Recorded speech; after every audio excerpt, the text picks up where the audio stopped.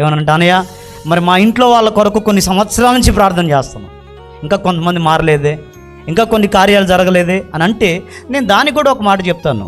ఈ సీజన్లో ఏం కాయలు దొరుకుతాయి? మామిడికాయలు దొరుకుతాయి, ఇబ్బంది లేదు.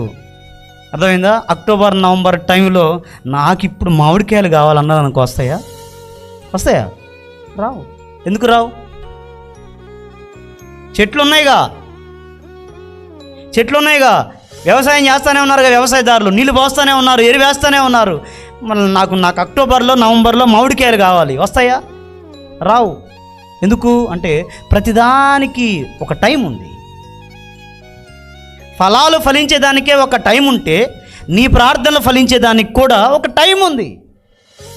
స్పష్టంగా తగిన సమయమందు దేవుడు మిమ్మను హెచ్చిస్తా అంటే చేతికి దీన మనస్కులై ఉండండి, తగిన సమయమందు అని బైబిల్లో రాయబడి ఉంది.